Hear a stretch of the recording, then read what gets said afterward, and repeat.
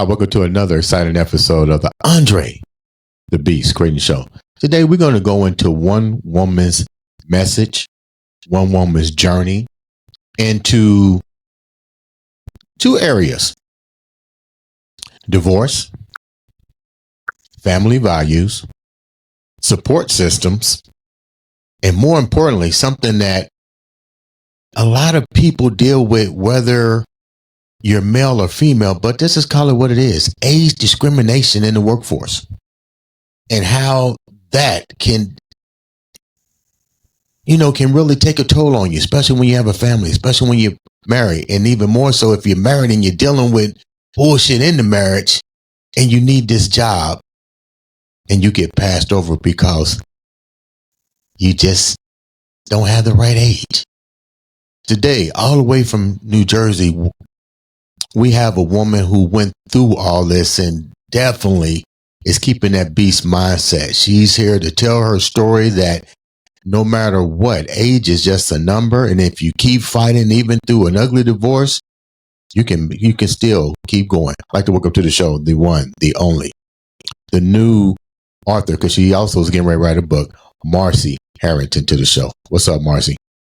What's up? How are you this morning? I'm doing great. It's a beautiful Friday. It's sunny outside, and it's just beautiful. Before we get started, tell the viewers a little bit about you. Well, I'm 49 years old.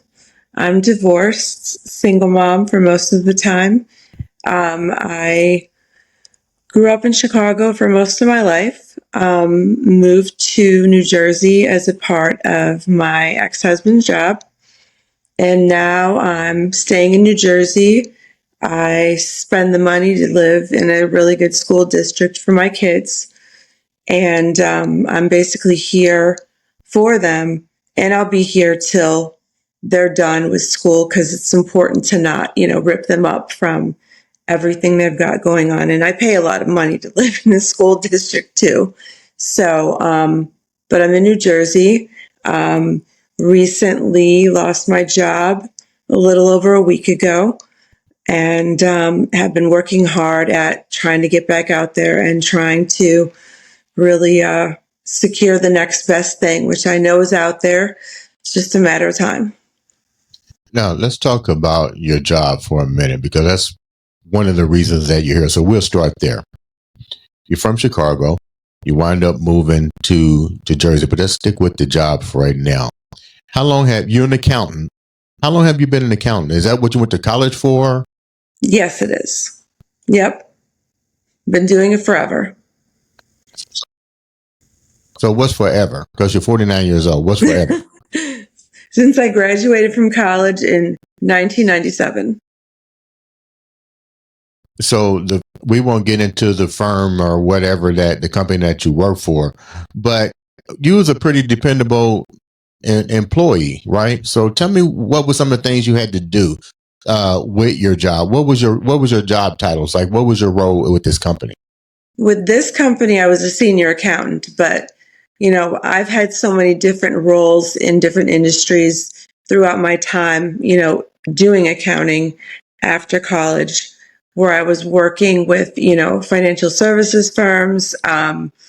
I was an accounting manager. I was an assistant controller. I actually left the true, I don't want to call it true, but financial services world, and took a less paying, I guess you want to maybe say prestigious job, to stay home and raise my two kids, who were very small when I got divorced. And so I stayed home in a time where there was no remote work, but this job allowed me to do that. So my kids got older. I had a school bus that comes in front of the house to pick them up. And I decided I wanted my career back. So I went back out there, worked to get a job in New York City, because that's where I have been working since I've kind of returned to the, I guess you want to call it, the formal workforce. And honestly, I still have a lot of drive in me.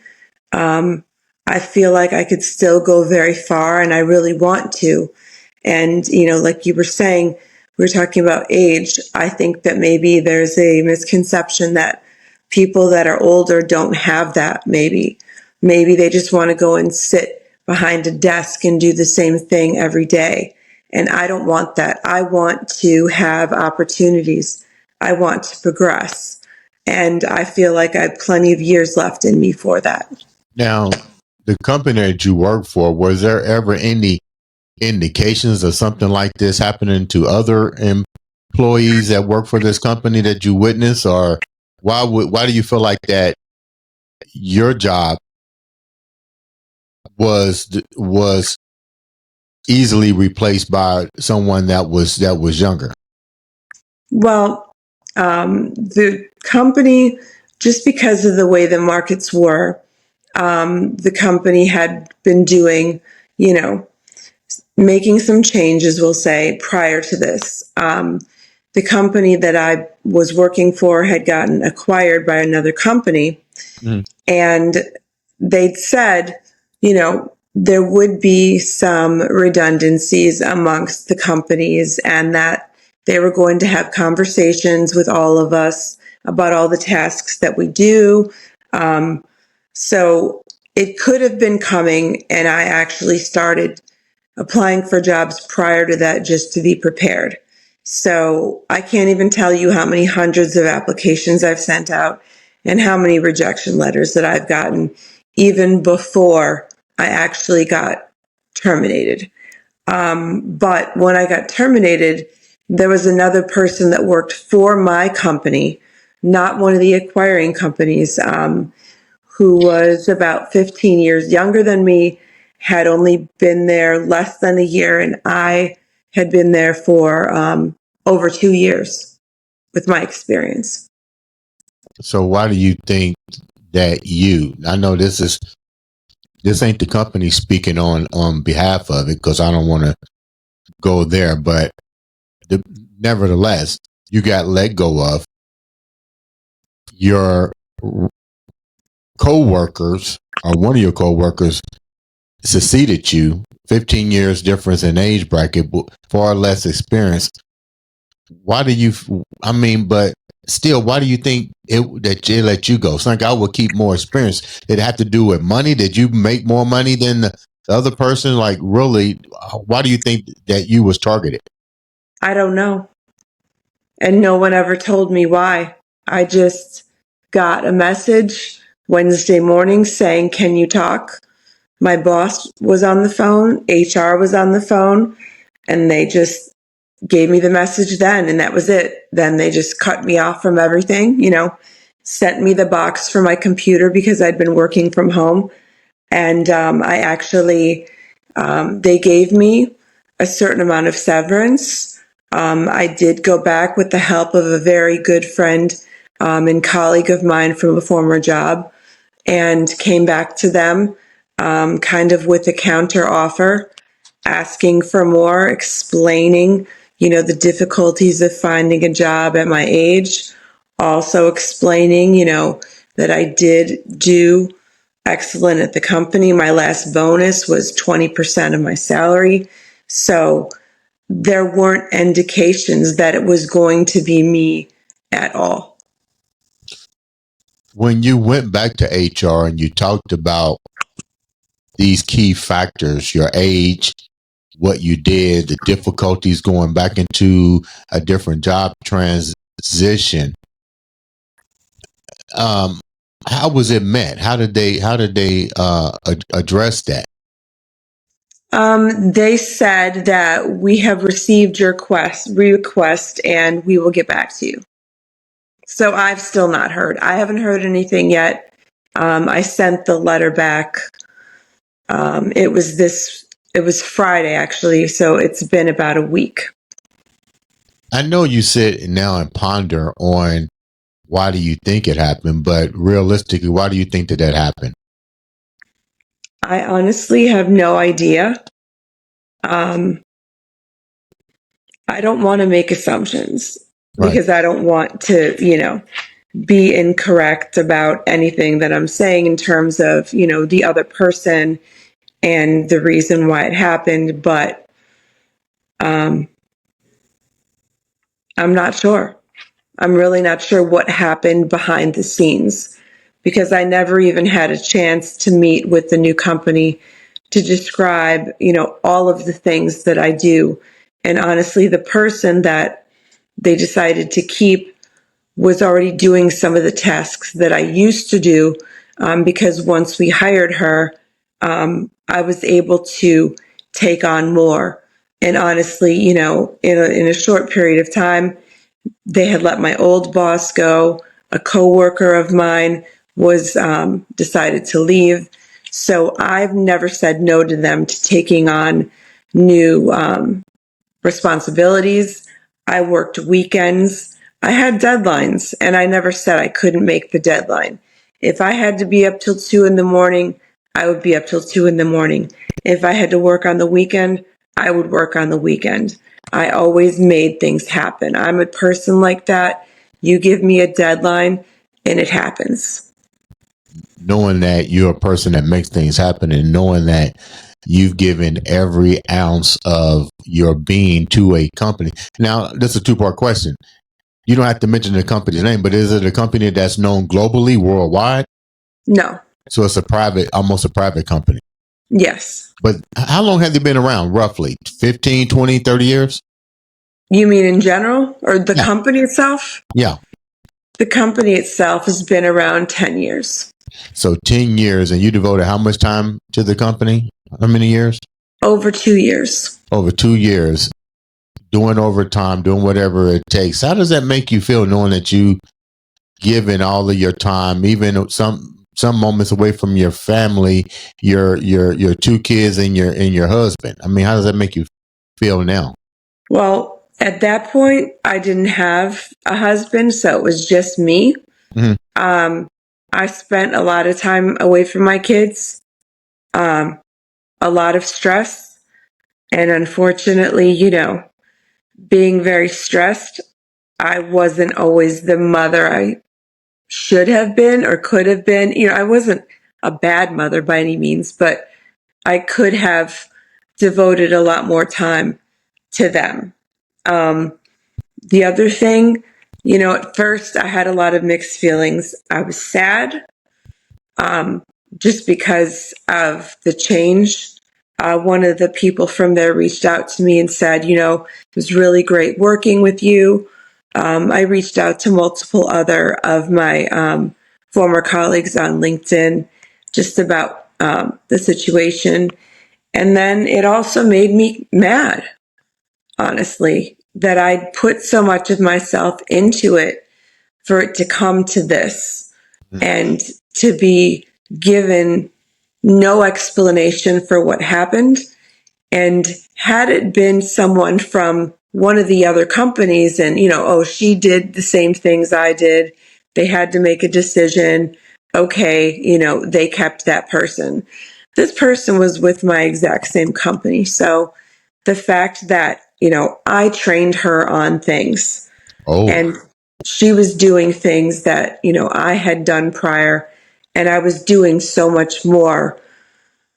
It really, it did not hit me well. Had you gotten over the situation with the divorce? Because your divorce wasn't pleasant, because that's what we're talking about. Divorce, and we're talking about the age discrimination as well. But let's go back a little bit. You said you was divorced prior to getting involved in all this. Had you gotten over the trauma that you went through in your divorce? It wasn't just the trauma in the divorce. There was, but there were also, I was divorced almost 10 years. I have been, it'll be 10 years this August, but I had a lot of relationships that followed a lot of patterns that were related to the way, that things ended up and the type of a personality and the way I handled things in my marriage. So, hold on a minute, Marcy. Go back a minute. When you say before we get into exactly a little bit of what happened in your marriage, let's talk about that word that you said. You've been in multiple relationships after the divorce. The divorce was 10 years ago, but you mentioned a key word here, pattern. Explain what you mean by that you kept getting in these same patterns with different relationships. It was just with the same type of a person. And, I've been going to therapy and I've come a long way now. I used to not be very well in terms of being alone. I couldn't be alone. I always had to be busy. I couldn't be just okay with myself. And that took a while for it to be like that for me. I didn't always have to be with someone to be okay. And the patterns are just seeing the type of a person that I was attracted to and seeing, I guess, just ignoring red flags in people. Give me an example of the red flags that you was ignoring as it relates to you. And were you suffering from codependency in the relationship, that you needed somebody to be there, that you couldn't, because you said you couldn't be alone, but what was codependency one of the things that you needed, and what were the red flags that you should have seen but you kept allowing into your space? Well, I honestly was always choosing narcissistic men that had basically all of the qualities, all of the, they call it the love bombing, all of the let's get married in 6 months. It was just, I was always so sucked into all of that. And I just ignored anything that could be considered as negative. So I had at least 2 other, significant relationships where I went through that. I had a boyfriend of 3 years, and it never should have lasted that long.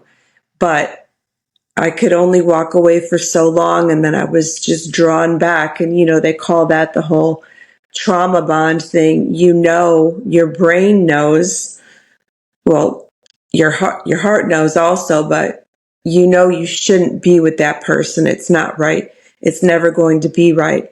But walking away and totally disconnecting is the hardest thing. What were they doing that kept luring you back? We hear that word all the time in when people's relationships goes bad and they start new relationship. We hear this word narcissistic. But what were some of the things that they were doing that was bringing you back? Because to me, if this is a repeated cycle and you kept seeing it, why didn't you just walk away? It's just not that easy. Really, you have this bond with this person, and no matter how bad they treat you, you walk away for days. You say you're done. They say they're done. There's horrible things that are said. But you give it a few days and then they come back like, nothing changed, and, promises of changing and making, differences and how things are going to be different, or trying to totally blame me and saying, you're just creating this, you're self-sabotaging, so this is why this isn't working. So honestly, it really makes a person question themselves. Let's move back a little bit more, because I'm Sure. taking the viewers into decisions made after the divorce. And let's go into before the divorce. You mentioned that you knew. This is so funny because we hear this all the time from people. No matter what the age, this is what they say. I knew I shouldn't have got with that person. I knew I shouldn't have married that person. But I'm going to ask you the $1 million question. I think you said you was 19 years old when you got married. I was actually older. I didn't get married till I was 30. Why did you get married? You said you knew all these things. You saw the so-called flags. Why did you get married? To be completely honest with you, I'd had random relationships here and there with different people. Nothing was ever lasting. I don't want to say this in Hold a down. bad way. Hold down a minute. I got to cut you off on this. You're 30 some years old. I'm sorry about the age. I thought you said 19. That's my fault. I'm looking at the wrong Okay. notes. So let's go here for a minute. Before you got married, you had all these relationships and so forth. I mean, what's going on? You didn't with these that you keep seeing these different that they're not working for you. Like, what's going on here?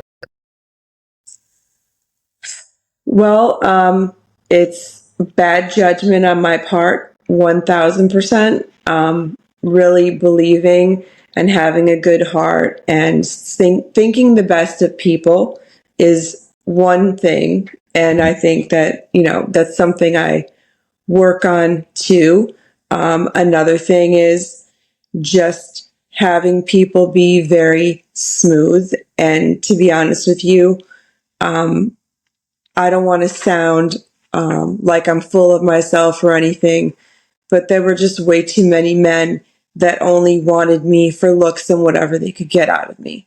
And they were very smooth about that. Things could last however they lasted, in terms of length. And, it was just these What like, was attracting you to them? Because you kept gravitating to them. well, So they were attractive. I mean, I wasn't looking for just a good guy that treated me good because of my, patterns and my lifetime. I was always looking for the distant ones that, played the games and weren't straightforward. And to being with someone that was a really good guy, did nice things for me, treated me well, it just didn't feel right to me because I was so used to the opposite. And, coming forward to now, I've grown a lot. So, when people are good to me, I see that, I appreciate that. And it's not all about, how good somebody looks. And just because, I'm interested in the physical portion of things, because I'm not. I mean, I really want something that's real. so you wind up getting married, you said in your 30s and Yes. stuff. But prior to that, you kept running into all of these different things. So I guess even in your 30s when you got married, you still didn't recognize what you was dealing with because you hadn't started therapy yet. I'm just assuming. So you still creating this environment with this one guy, the guy that you get married to. So you get married to this guy in your 30s. What attracted you to him, and what was the outcome of that relationship? Because I think it was that relationship that really was your awakening call to self development to where you're at now. He was one of the only ones, I would say, that was persistent with me, I guess, in terms of just always planning ahead. We always had something going on. I always knew, what was next, I guess. Everybody else was kind of all over the place. And he was the one persistent one about being with me that was there. And honestly, I think it was, even though it wasn't healthy, it was one of the first real relationships that I had in my life where, I mean, I didn't grow up in a very loving, caring, affectionate, warm, fuzzy family. And that's a long story for another time. But, this was one where, it was the first time I was telling someone, I love you. And it wasn't right away, but it was something that I'd really never had before. Mm-hmm. So I think that because it was the first real thing where I experienced that, it really drew me in. And, we just ended up, together and eventually getting married. When did the shift change? It wasn't good from the start. We can put it that way. What do you mean when you say it wasn't good for the start? Because you wind up marrying the guy. So something had to be there, or you just said, I'm just going to try to see if maybe I can work or fix it. Which one was it? That's what it was. Like I said, before, I always believe the best in people. And a lot of times that hurts me. So I kept thinking that things could be better and, he could be better, we could be better. And, after a certain point, after that many years, it just didn't change. There was a point I thought I had to stay in it until I actually talked to an attorney, because I just thought I had to live that way for the rest of my life. And, until, like I said, I spoke to an attorney, I was at the point where I was just going to live that. What do you mean when you say just live that way? Because I think women need to hear this part of your story. What were you going through that you had to live this way? I was unhappy. I was constantly given the silent treatment. Everything was my fault. There was no accountability on anything on his part. There was never anything he could ever do wrong.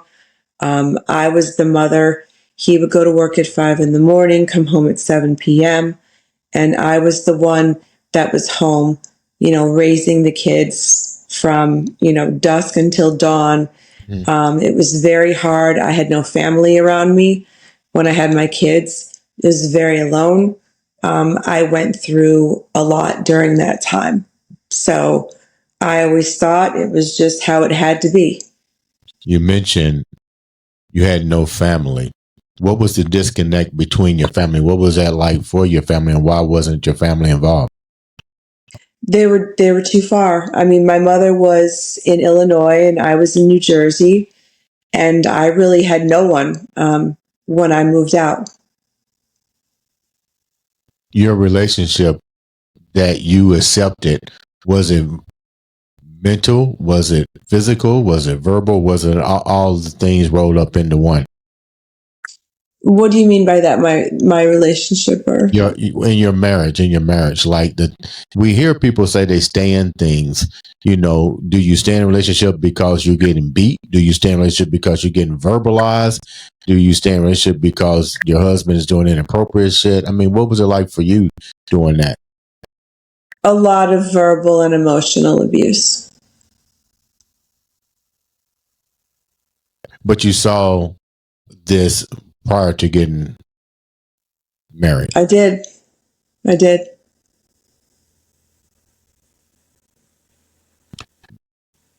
When you decided to get the divorce, how difficult was it?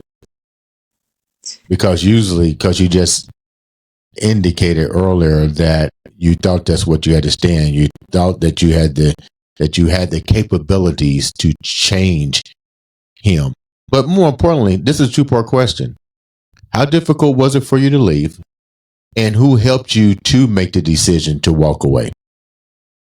Well, once I met with an attorney, I realized that I did have options. When I grew up, my mother, it was a different generation.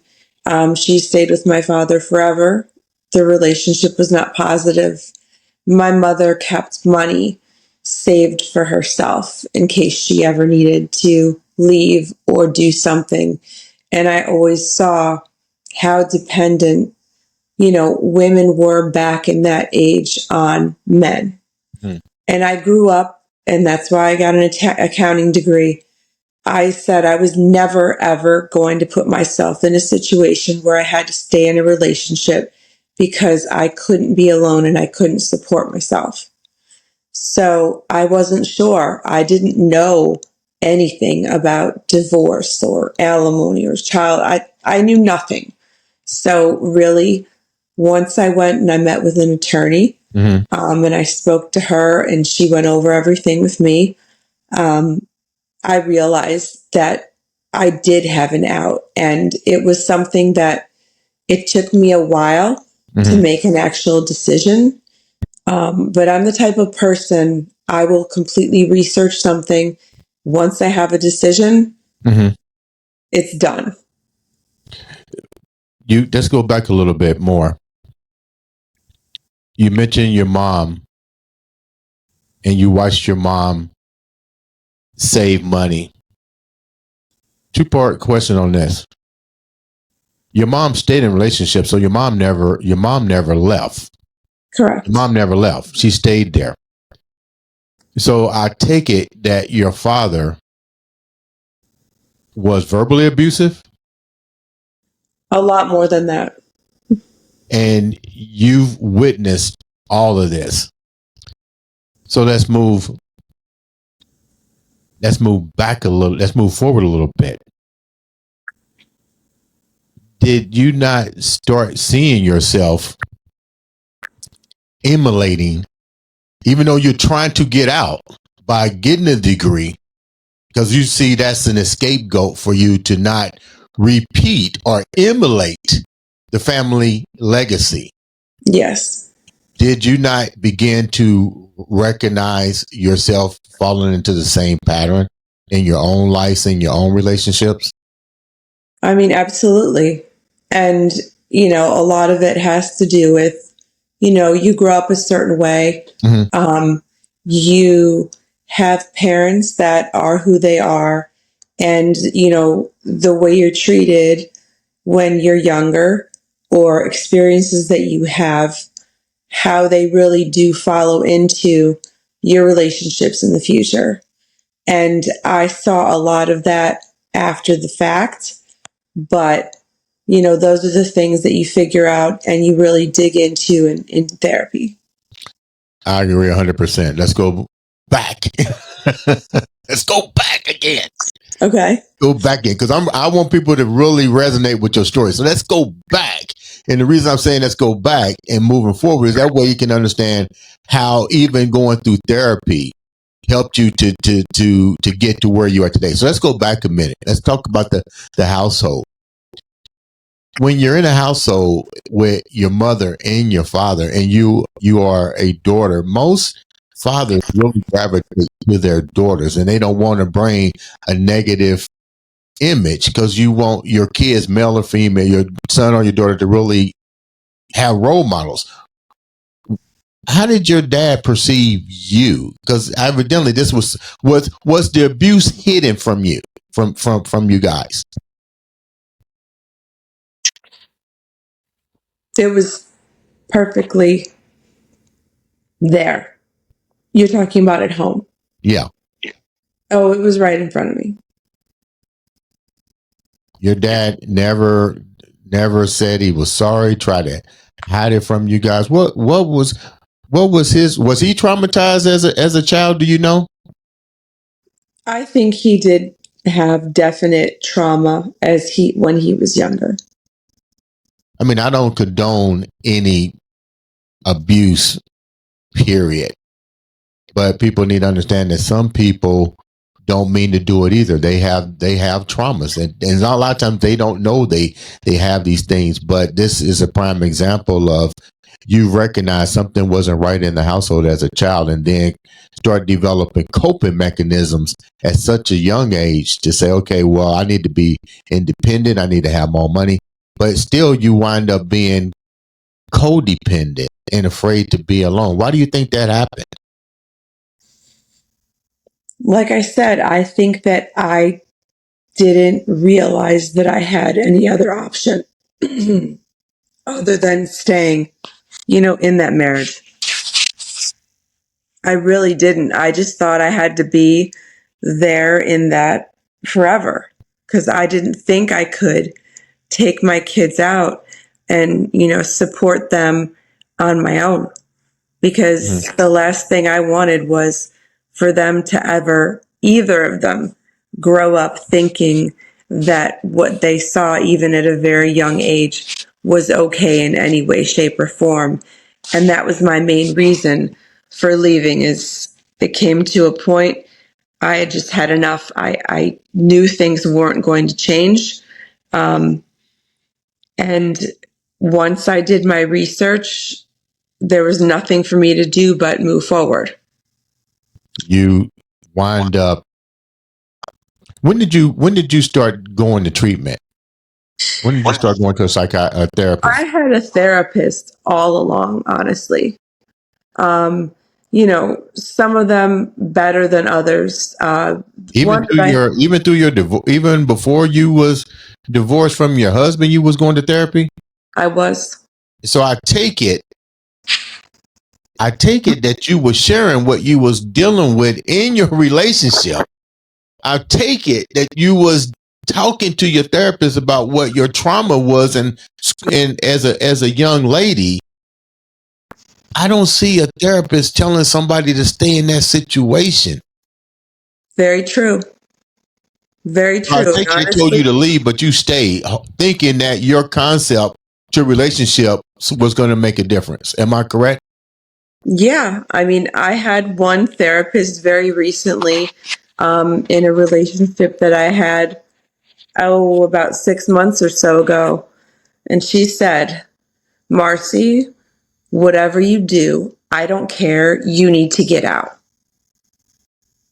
And you stayed. took a couple tries. It took a couple tries, but he is completely gone. And there are no feelings of any sort towards him. I don't miss him. I don't want him back. Nothing. It took me a while, but I did finally get to that point. So I feel like it's been taking me a very long time. It's very hard to go through having these kind of patterns through life.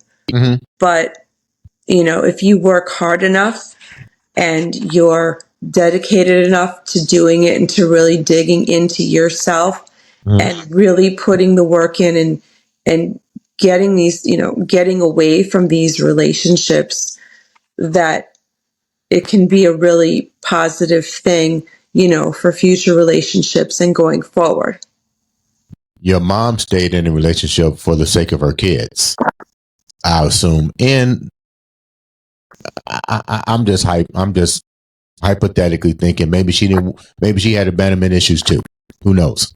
But we know that most women stay there because the male is usually the breadwinner and they don't have the economic resources. And you got kids. How do you raise these kids? But your therapist told you numerous times to walk away. So my question here is, did you think that your method was going to surpass the method of your therapist? And that's another reason that you stayed in there before you decided to leave after the therapist told you several times. Did you think your method was going to change him? Never. But I still just couldn't cut it off. And, I knew I needed to. I knew it needed to happen, but with Why do you think you couldn't cut it off? That baffles me. I'm trying to get into your mind. Why do you think you just couldn't cut it off? Because you got kids. You don't want your kids to see what you just went through in your own household. I 100% agree with you. And it's this whole trauma bond thing. I've done so much reading on relationships, narcissism, everything. And it's just one of the hardest things to cut. It's like you want to stay, you don't want to stay, but you can't leave either. I'm going to ask you a question. You can answer it if you want to. Was there any point in your life through this, something's not right here, but you now have kids involved? Were there ever moments that you shared with your therapist that you might be afraid not only for your own life, but for your kids' safety? It never came to that degree where it was a safety issue. It was more of like a mental, emotional issue. So you don't think that your kids maybe witnessing the mental abuse would not have effect on them psychologically? Because I'm not a therapist, and nor am I going to play one. But I would just assume that some people say, I would rather get beat than to have you mentally fuck my mind. And kids are like sponges. They're going to witness and they're going to see. Did any of that ever cross your mind that they're seeing the same thing that you saw as a child? That to me, that would be danger to some extent. What do you think about that? I agree with you. And, luckily, my daughter is in therapy now. I think it's helping her immensely. Mm-hmm. I'm sad that I spent the time that I did with the wrong people and that it had to have that effect. Mm-hmm. And, I just wish I could have done something about it sooner myself that was more definitive. How difficult was it for you to accept the diagnosis that we all get when we go to therapy? Because it's different when we know we got these things, and we, like somebody saying you're an alcoholic, and then you know what, you go, no, I'm a functioning alcoholic. You know what I mean? But Right. now you go to therapy where these people are conditioned to know the mind. And like you said, not every therapist is going to really resonate with you. That's just like you go to the doctor, you find the right one, but you're not looking for the one that tell you what you want to hear. You're looking for the one that's going to tell you the truth. So let's just say you found the one that told you the truth about what you're going through. You don't have to share with us what they told you, because that's private for you unless you want to share. But my question is, when they share with you what your traumas is and what you're suffering with, how did you approach your healing process?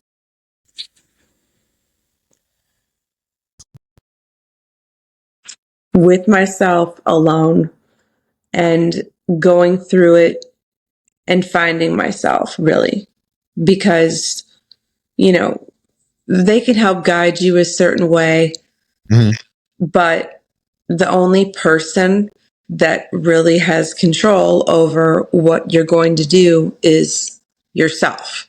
Right. And taking ownership of it and wanting to move forward and wanting to be better and wanting to develop better habits, better, recognition of red flags. I mean, my therapist right now, if I ever meet anyone, we talk about it. If there's a red flag, she will scream red flag at me. So it's, But do you recognize the red flags before she recognized? I think that's part of the healing. It's cool for your therapist, but Yes. the therapist is trying to teach you how to recognize a red flag. So Yes. Are you capable now of recognizing the red flags? I've come a long way. Yes. And, I met someone not too long ago and I'm sitting there and I'm like, I'm not seeing red flags. And I'm just making sure that, there's not something I'm missing. And so I honestly couldn't wait to go to her and be like, okay, this is what's going on. This is what it is. I'm not seeing red flags. So she just kind of went through everything and looked at everything and she agreed. So I guess I made some progress. Well, congratulations on that. Before we wrap up, let me ask another key question. I'm glad that you recognize what was going on in your life. I'm glad that you took accountability and to better yourself with therapy and keeping your beast mindset. I'm glad that you're recognizing what happened at your job. I hope that things works out for you on that tail end, because age is just a number. I don't think nobody should be let go of their job because of age. And I'm totally against that. But I'm also wondering about your children. When did your daughter come to you? When did you think there was a need for therapy for your children? Because that's key. Because I think what happens is we as adults, we get into our own situation and we don't realize that our children are watching us and they need just as much help with recognizing what they see that we might think is a small thing. To them it's big because they resonated. And now the same concept happened to you. What was the things that made you want to make sure that she got help? Did she come to you and says, "Mama, this is troubling me," or you just wanted to protect her and said, "Look, you need to go talk because you seen some things or heard some things that you shouldn't have seen or heard"? Well, honestly, she would talk to me a lot. We have a really very close relationship between the two of us. And I wanted her to go. And at first she's like, Mom, I just want to talk to you. And I'm like, you need to talk to someone that's objective, that can help you on both sides, that isn't biased at all, and that you can just talk to you about anything.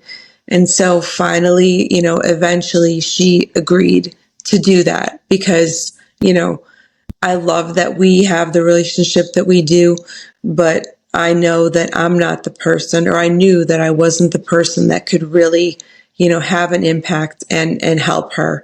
And I'm so happy, about the woman that she has, because she's absolutely amazing. And, she really connects with her. So I got lucky with that, because it's not always easy to find someone for a teenager. So Before we wrap up, what should the viewers get out of this episode? I mean, and thank you so much for coming on and being so transparent and giving such a wealth of knowledge, not only about what you went through as a child, what you went through in your marriage, what you went through, with your employment, but what should the viewers get from your story? What should they resonate from your story?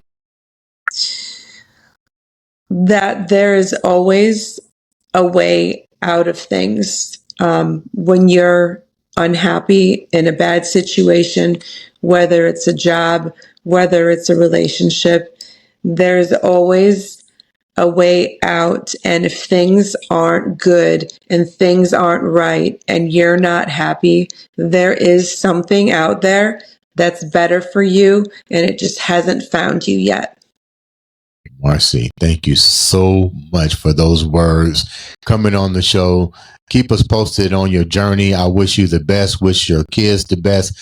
Ladies and gentlemen, this has been, once again, another exciting episode of the Andre the Beast Crayton Show.